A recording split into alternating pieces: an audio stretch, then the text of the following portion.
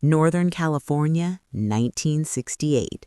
Vallejo was a quiet city, the kind of place where neighbors waved from porches, teenagers biked through tree-lined streets, and small-town rhythms lulled residents into a comforting routine. But that peace, as it often does, was fragile. It began with two young lovers parked by the shores of Lake Herman. The night was cool, the stars glimmering overhead. Darlene and Michael didn't hear the footsteps at first, nor did they notice the shadows slipping from the trees. By the time Michael realized someone was watching, it was too late. A sudden, brutal attack ended their lives in an instant. The killer vanished into the darkness, leaving only questions, blood, and fear. News of the murders spread quickly through the Vallejo Police Department. Detective David Toshi, known for his calm demeanor and meticulous approach, arrived at the crime scene, notebook in hand, trying to piece together what had happened. The brutality was shocking, but there was something almost ritualistic about it, a precision that suggested the killer knew exactly what he was doing. Each detail, each placement seemed like a message. Within days, the city was gripped by unease. Parents held their children closer, couples avoided quiet parks, teenagers whispered about the shadow in the night who could strike anywhere. Media outlets began covering the story with fascination and horror, calling the killer mysterious names, a masked murderer, the Night Stalker, but none would capture the chilling mind behind the crimes. Then came the letters. The first letter arrived at the Vallejo Times-Herald. It was typed, neat, almost polite, but beneath that civility was a taunting arrogance. "I like killing people because it is so much fun," it began. The killer referred to himself as Zodiac, signing with a symbol resembling a crosshair. Within the letter, he claimed responsibility for the murders and hinted at future attacks. Detectives were both horrified and fascinated. The letters were more than confessions, they were riddles, each one a game designed to test the intelligence of police and the public. Some symbols appeared meaningless, others seemed to encode messages. Experts in cryptography and amateur codebreakers took notice, intrigued by the challenge, unaware of the deadly mind that had sent it. Vallejo was no longer a safe haven. Fear crept into everyday life like a slow, creeping fog. Streets emptied earlier at night, cars drove with headlights on high beams, and neighbors exchanged wary glances across fences. People didn't just worry about the killer, they worried about the unknown, the idea that someone in their own community could harbor such darkness. Detective Toshi and his partner Bill Armstrong were assigned to lead the investigation. Days blurred into nights as they examined evidence, the crime scene photographs, witness statements, and forensic clues. But the Zodiac left almost nothing behind. No fingerprints, no clear DNA. This was decades before modern forensic science could catch up. Just the gruesome aftermath and letters that mocked their inability to catch him. By mid-1969, the Zodiac had escalated. After the first murders in Vallejo, another attack took place near Lake Berryessa. This time, the killer appeared even bolder. Witnesses described a man in an eerie hood with a crude hand-drawn symbol on it. He approached his victims with calm precision, binding them and leaving messages etched in the scene. The attack was both terrifying and theatrical, suggesting a mind that was obsessed with control, fear, and spectacle.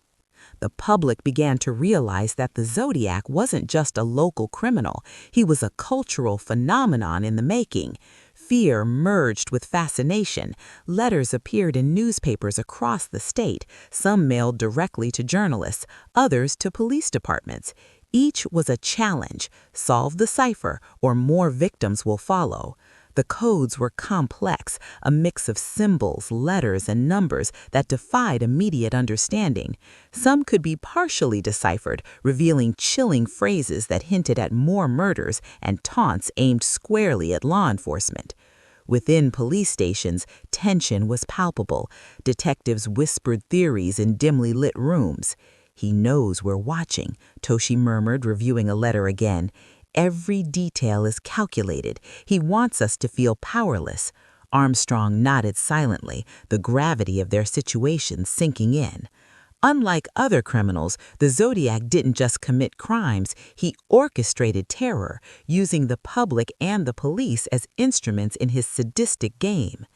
As weeks turned into months, the letters became almost a part of daily life. Children in schools were taught to avoid strangers, parents locked doors and windows obsessively. Ordinary routines were rewritten in the shadow of a killer who seemed omnipresent. And yet, for all the terror, there was a strange allure. People were drawn to the mystery of the Zodiac's ciphers, the thrill of trying to outsmart a mind that seemed inhuman. Even as law enforcement scrambled, the Zodiac's pattern emerged. Kill, write, taunt, vanish. No one knew when or where he would strike next, and the codes became the only thread connecting him to the world. Each solved message brought fear as much as understanding. He revealed just enough to prove his intelligence, but never enough to be caught. Part 1 closes with a chilling realization. The Zodiac killer was no ordinary criminal. He was a shadow moving through Northern California, leaving death in his wake and codes that challenged the very limits of human comprehension. Citizens and authorities alike were caught in a psychological war they could not win, a war that would stretch for years, leaving a scar on California's history that would never fully heal. The summer of 1969 brought little relief to Northern California. Fear had become a constant companion, slipping into every corner of daily life. Parents drove their children to school personally, avoiding buses. Lovers no longer sought secluded spots along the rivers or empty parking lots. Even routine errands were now shadowed by suspicion. And at the center of this unease was the Zodiac killer, a name that had already become legend, whispered in classrooms, diners, and bars alike. But terror alone did not satisfy him. The Zodiac craved attention, control, and above all, a demonstration of his intellect. His letters, increasingly complex, became more than confessions. They were games. Cryptic symbols and bizarre ciphers were crafted with meticulous care, each one designed to confuse, frighten, and challenge anyone who dared to understand him. One of his most infamous ciphers arrived at the San Francisco Chronicle in July of 1969. This puzzle, a 408-symbol code, seemed to hold a secret so horrifying that it compelled both journalists and amateur sleuths to devote days, nights, even weeks to cracking it. Experts pored over each symbol, cross-referencing letters, experimenting with substitutions, and hypothesizing hidden messages. Some claimed to see patterns, others found dead ends. For the public, the cipher was both terrifying and irresistible. Newspapers printed it in full, and soon every curious mind in California, students, hobbyists, retired military men, tried their hand at decoding the Zodiac's work. Detectives David Toschi and Bill Armstrong were at the forefront of the investigation, yet even they were being drawn into the Zodiac's psychological web. They spent long nights in dim offices, spreading letters across tables, comparing handwriting, mapping symbols, and analyzing cryptic threats. Yet for every breakthrough, there seemed to be 10 new dead ends. The killer's messages weren't just codes, they were taunts. Each letter emphasized his omnipotence, his cleverness, and his ability to strike at any time. As the cipher circulated, a sinister rhythm emerged. Murder, letter, threat, repeat. After the Lake Herman killings, the Zodiac struck again near Lake Berryessa, where he approached 2 young victims with cold, calculated calm. He tied them, taunted them, and left a message carved into the scene. It was as though he wanted the world to witness not just the act, but his performance. He was methodical, theatrical, and almost obsessively meticulous. The public, already consumed with fear, became enthralled by the ciphers themselves. Some saw them as puzzles, challenges to be solved. Others viewed them as prophecies of future horror. Communities whispered about the Zodiac codes, speculating over their meaning, debating whether solving them could prevent the next murder. Amateur cryptographers studied the letters obsessively, their obsession bordering on mania.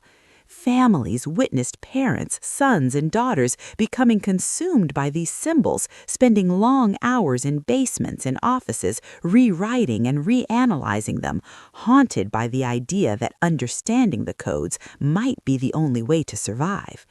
Meanwhile, the Zodiac escalated his psychological warfare. He began calling radio shows, sending letters to multiple newspapers, and carefully controlling the narrative. In one letter to the San Francisco Chronicle, he mocked detectives, claiming credit for crimes yet unreported. In another, he promised to collect slaves for the afterlife if his messages were ignored. Every word was chosen for effect, every symbol calculated to instill fear. People weren't just scared, they were mesmerized, pulled into the killer's game. Detective Tashi realized the challenge wasn't just the murders themselves. The Zodiac was fighting a war of wits. Every lead, every hint, every seemingly small clue had to be analyzed for hidden meaning. And the pressure was immense. With each unsolved cipher, the public grew more anxious and the media more insistent. The Zodiac had effectively weaponized letters, transforming words into tools of terror that could manipulate communities far beyond the law enforcement's reach. Amid the panic, the story shifted into homes and classrooms. Children were warned to avoid strangers, adults double-locked doors and windows, and young couples abandoned quiet spots they had once taken for granted. Fear seeped into the mundane: grocery stores, movie theaters, diners. Every ordinary action was tinged with tension because anyone could be a threat.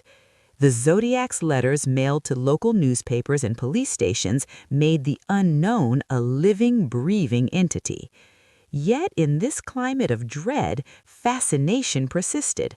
Some saw the Zodiac as more than a killer. He was a dark genius, a figure who challenged the very limits of human understanding. His ciphers, in particular, drew obsessive attention. Hobbyists studied the symbols for hours, nights stretching into early mornings, fueled by coffee and curiosity.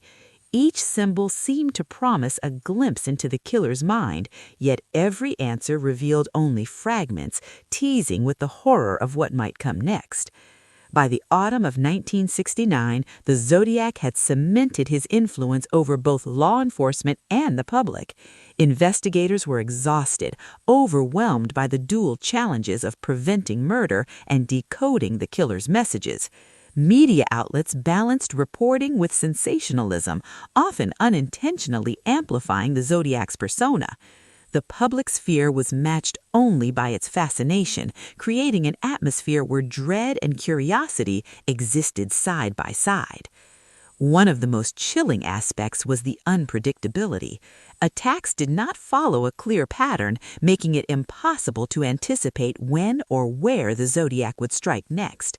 The ciphers were equally unpredictable, sometimes simple, sometimes almost impossible, leaving those who attempted to solve them frustrated, exhausted, or fearful. Each solved section brought momentary satisfaction, but also dread, for what it revealed was horrifying, not enlightening. As Part 2 concludes, it becomes clear that the Zodiac killer was not only committing crimes, he was orchestrating a psychological theater. He manipulated fear, curiosity, and obsession, using letters and ciphers as instruments of control. Communities were paralyzed, detectives were obsessed, and the public could not look away. The killer had become a shadow over Northern California, a presence felt in every dark street, every quiet parking lot, every letter that arrived in a mailbox. The tension was unrelenting, and the audience, whether reading, watching, or listening, was left with a haunting realization. The Zodiac was not just a murderer, he was a mastermind of terror, and understanding his ciphers was as dangerous and consuming as facing him in the dark. By 1970, Northern California had become a place of whispers and paranoia.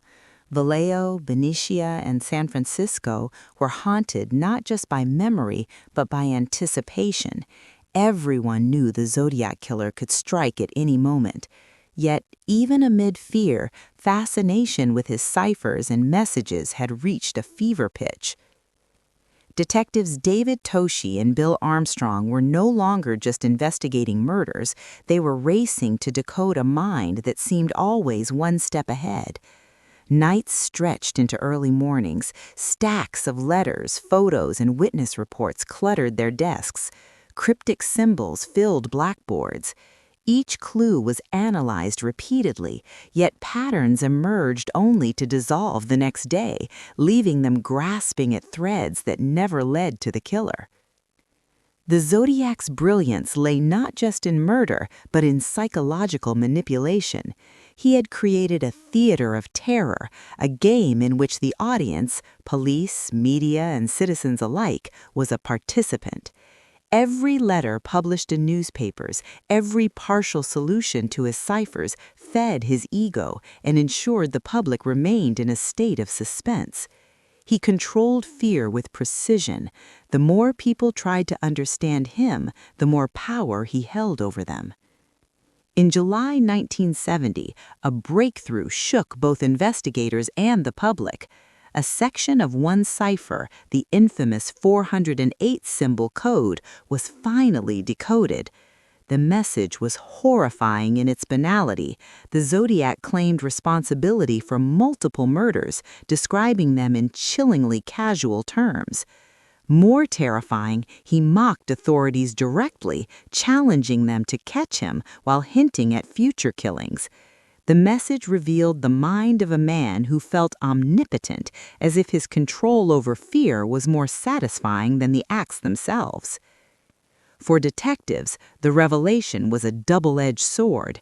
It confirmed the Zodiac's identity as a calculated, intelligent killer, but it also intensified the pressure. Each new letter became a race against time. Each cipher contained threats and taunts designed to test their patience, their intellect, and their resolve. Toschi's nights became endless sequences of decoding attempts, consultations with mathematicians, amateur cryptographers, and linguists. Armstrong tracked patterns, cross-referenced crime scenes, and tried to anticipate the next strike. Yet the Zodiac remained elusive, always watching, always teasing. The psychological toll on the investigators was immense. Toschi began dreaming of symbols, ciphers, and crosshairs. Armstrong awoke in the night, convinced he saw shadows moving through the streets of Vallejo. Even the most rational officers were consumed by obsession. It was not just a murder investigation anymore, it was a psychological battlefield, and the Zodiac was the commander. Meanwhile, the public's fascination grew alongside fear. Amateur detectives flooded the media with theories, mapping every detail of Zodiac letters, codes, and attacks. They analyzed handwriting, studied cipher patterns, and debated every symbol's possible meaning. Communities were caught in a tug-of-war between fear and curiosity. Parents warned children not to wander at night, while teenagers stayed awake, reading newspaper clippings, trying to predict where the next attack might occur. The Zodiac escalated further. In letters sent to multiple newspapers, he taunted the public and law enforcement alike, claiming to have killed many more than were known, daring authorities to stop him. Each message was an exhibition of arrogance, a declaration that he was not merely a criminal, but a master of terror. The ciphers became increasingly intricate, some almost indecipherable, others containing partial messages that hinted at horrifying acts yet to come. This period also saw the rise of media obsession. Reporters like Paul Avery chronicled every new letter, decoding attempt, and cryptic hint. Television and newspapers amplified the fear, publishing the killer's symbols and even partial solutions to the ciphers. The Zodiac thrived in the attention. For him, the public was both audience and plaything, and each letter was a performance in which he was the director of fear. Amid this chaos, near misses and tantalizing clues emerged. Witnesses reported suspicious figures, strange cars were seen near crime scenes. Letters included references that only someone intimately familiar with the locations could know. Each fragment of information was analyzed repeatedly, but the Zodiac's brilliance lay in his ability to mislead. Every seemingly solid lead dissolved into dead ends, amplifying frustration and fear. The obsession extended beyond law enforcement. Families pored over letters at kitchen tables. Teenagers formed cipher clubs attempting to solve the codes before the next attack. Retired mathematicians and amateur sleuths spent hours decoding symbols, often discovering partial messages that were as horrifying as they were intriguing. Some became consumed, losing sleep, work, and sometimes their grip on reality. The Zodiac's influence had transcended his murders. He had created a psychological web that ensnared anyone who dared to look too closely. In private, Toshi and Armstrong sometimes reflected on the toll the Zodiac's letters had taken. "He's not just a killer," Toshi said one night, exhausted, staring at a series of crosshatch symbols. "He's a puppeteer. He wants us dancing to his tune." Armstrong nodded grimly. The ciphers were more than puzzles. They were instruments of fear, drawing everyone into a game in which only the Zodiac could win. By the end of 1970, the Zodiac's legend had solidified. Letters, ciphers, and attacks had created a climate of terror and obsession that affected ordinary life. Communities no longer moved freely. Parents, teachers, and teenagers adjusted every routine to avoid unseen danger. The killer had proven that murder alone was insufficient. His genius lay in creating dread that extended far beyond the victims, reaching into homes, offices, and minds across the state. As Part 3 closes, the tension reaches a peak. Some ciphers have been solved, revealing fragments of his crimes and mocking his pursuers, but the most terrifying question remains unanswered. Who is the Zodiac killer? His identity remains hidden, even as his codes, messages, and threats continue to grip Northern California in a state of suspended terror. The detectives are obsessed, the public is terrified, and the Zodiac's shadow looms larger than ever. Every solved symbol only deepens the mystery, leaving the audience, like the investigators, haunted by the thought that the killer's mind may be unreachable and his game is far from over. The audience is left with a chilling awareness. The Zodiac killer was more than a murderer. He was a master manipulator, a psychological architect of fear, and a puzzle that continues to defy understanding. And even as new generations attempt to decode his messages, the killer's legacy remains a haunting, unsolved enigma. By the mid-1970s, the Zodiac killer had become more than a man. He was a symbol of fear and fascination, a phantom whose presence was felt long after his physical actions had ended. Murders continued sporadically, letters appeared irregularly, and some ciphers remained unsolved, taunting law enforcement and civilians alike. The killer's identity, always elusive, had become the central obsession for detectives, journalists, and amateur sleuths. Detective David Toshke had long grown weary, yet the Zodiac case refused to release its grip. Nights blurred into days, each filled with frustration and obsession. Every letter demanded attention. Each cipher seemed like a challenge that could prevent or predict the next tragedy. His work was meticulous, yet the Zodiac remained untouchable. Armstrong had moved on to other cases, but Toshki remained, haunted by the thought that the Zodiac might have been right in front of them the entire time. The public, meanwhile, had not forgotten. Communities remained uneasy, parents cautious, young couples wary. The Zodiac had transformed ordinary life into a theater of paranoia. Even decades later, towns like Vallejo and Benicia carried the echoes of his crimes. Locals could point to familiar places, parking lots where teenagers once feared to linger, quiet streets that had been scenes of terror, parks where lovers' privacy had been invaded by a faceless killer. The past was never far away. Amateur cryptographers continued to chase the Zodiac ciphers. Some were partially solved, revealing chilling glimpses of his arrogance and cruelty. Others remain unsolved to this day, frustrating experts and igniting speculation. Was the killer hiding his identity in these codes, or were the ciphers themselves an endgame, a final act in a psychological drama he had written long before the first murder? The questions were endless, each answer giving birth to new mysteries.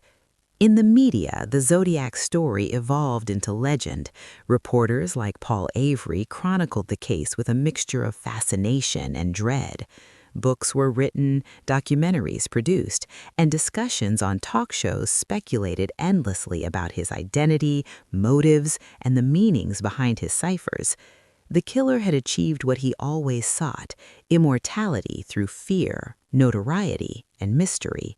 He transcended the simple act of murder and became a cultural enigma, a cautionary tale of obsession and terror. Yet despite decades of scrutiny, the core questions remained unanswered.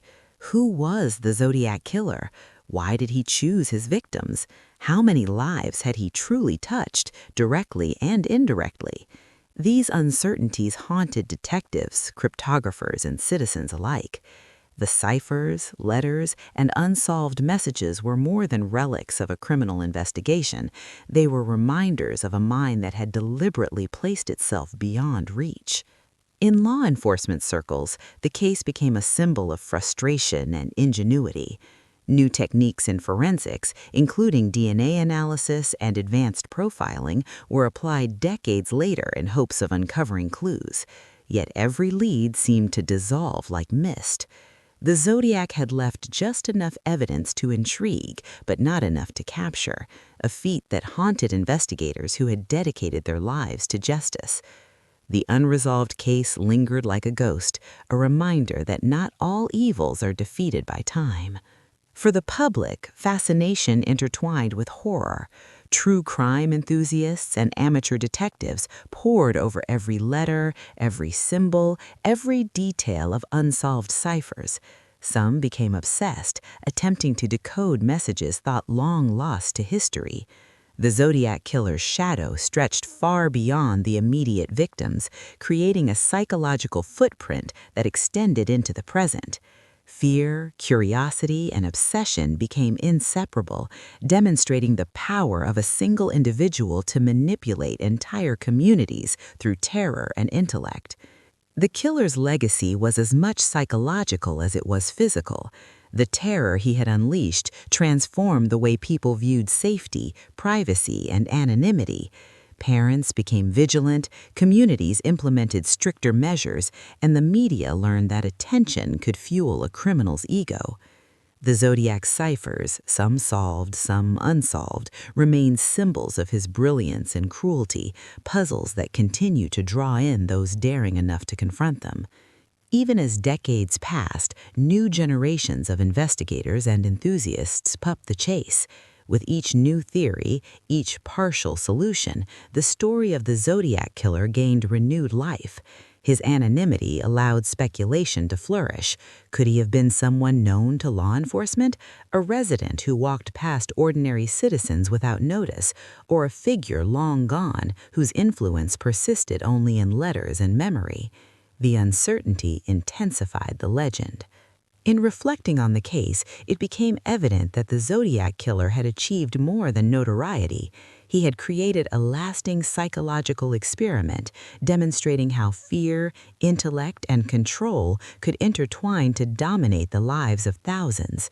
His letters, ciphers, and taunts were not just records of murder, they were tools that transformed communities, haunted minds, and created a chilling cultural phenomenon.